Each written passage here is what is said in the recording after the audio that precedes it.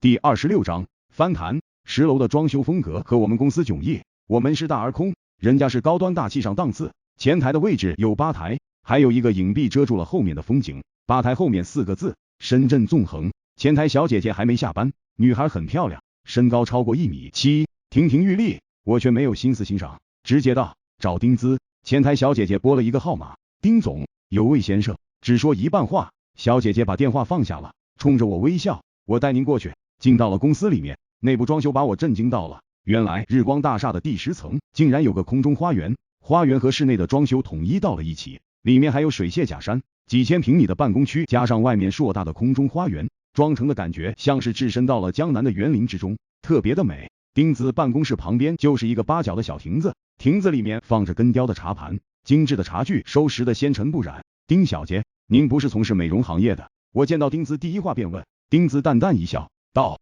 我说过我从事美容吗？好像他还真没说过，关于他的职业都是我的脑补。丁子今天没有穿职业套装，而是穿着一套嫩黄色连衣裙，搭配着脚底踩的高跟鞋，给人一种说不出的干练明快，美得沾了仙气。前台小姐姐给我倒了一杯茶，丁子从抽屉里拿出一张纸，纸上密密麻麻的写了很多关键词，我看到关键字，心脏居然跳动了起来，我要签单了。这些关键词有纵横投资、纵横地产、深圳纵横、纵横物业、纵横咨询、纵横人力资源。我迅速的数了关键字的数目，20个。我抬头看着他，中文域名。丁子浅浅一笑，一个5年，是你说的押宝未来，可以错，但是不能不押。丁子说完，从抽屉里拿出了2沓现金，整整2万。我看着这里2万块钱，幸福的快要晕过去了。我觉得丁子简直就是白马女神，她是骑着白马拯救我的人，让我在极度绝望的情况突然就迎来了惊喜。这种惊喜小说家都不敢这么写，但是偏偏就落在了我身上。我填合同。丁子嘻嘻笑道，其实你可以不填合同，直接在万网上帮我注册也行。我愕然，丁子这话是诱惑我做私单吗？我道，丁小姐，我们经理是个很恶心变态的人，我今天一定要拿您这一单呲他一脸。现在的情况是，别说做私单我能赚翻倍的钱，就算是这2万块全部给我，我还是会选择填合同，因为这张合同对我的意义太大了。凭这一张合同，我可以灭了温小兵，我甚至可以拯救整个八部。所以有时候钱真的不是万能的，至少在此时此刻，丁子的这个提议诱惑不了我。博越公司8点还差5分钟，所有的业务员都进了大会议室。大会议室里面按照部门坐了8排，其他的位置留给后台财务、行政、设计等等部门。整个深圳公司100多号人都在这里，齐聚一堂。投影仪投影在全面的大屏幕上，屏幕上显示的是公司的业绩榜，在业绩榜的头名位置，温小兵的名字分外的夺目。此时的温小兵也被一部捧到了最前面就坐，他特意去换了一件新衬衫，打着一条蓝色的领带，头发刚刚整理上了发胶，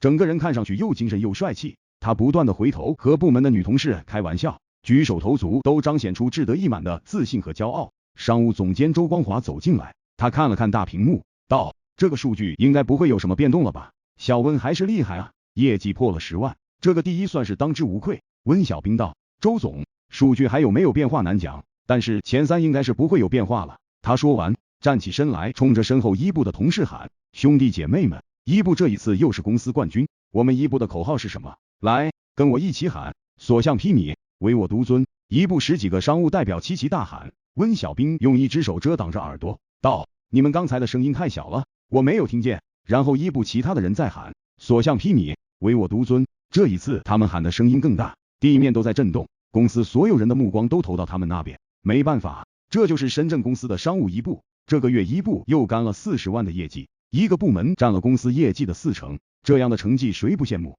每个月的月底最后一天，一部都是全公司的焦点，而今天温小兵更是焦点中的焦点。博越公司的文化就是业绩为王，所以纵然在周总面前，一部的同事们也能挥洒自如。对了，你们高经理呢？我们经理去楼下超市买彩炮去了，我刚刚打电话说是进电梯了，应该马上就到了，那等2分钟我们再开会。周光华抬手看看表，道，刚好还有2分钟。周光华的话刚落音，会议室忽然狠狠地震动了一下，当当当，这3声锣响，震得一屋子人都从坐席上弹了起来。敲锣，这是八部的变态搞法。八部这个时候签单了，商务八部一直处在压抑状态的一帮兄弟这个时候集体爆发。方柔冲在最前面，大吼一声，陈兵威武，我要给你生猴子。然后部门所有人都冲出了会议室，冲到了八部的办公区。敲锣的就是我，兄弟们把我抬起来扔到了空中，我感觉自己的灵魂都飘起来了，然后又落下来，落入他们的怀抱里面。我看到有人都哭了，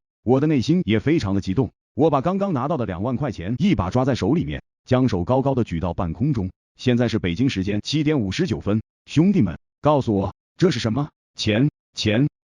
咚咚咚！兄弟们都撕心裂肺的怒吼，然后他们的拳头都狠狠地砸在桌面上。这1个月大家经历的所有阴暗，所有委屈，所有不快都在这一刻全部释放了。八部声势浩荡，激情澎湃。我又喊，我们八部口号是什么？一飞冲天，八部最棒。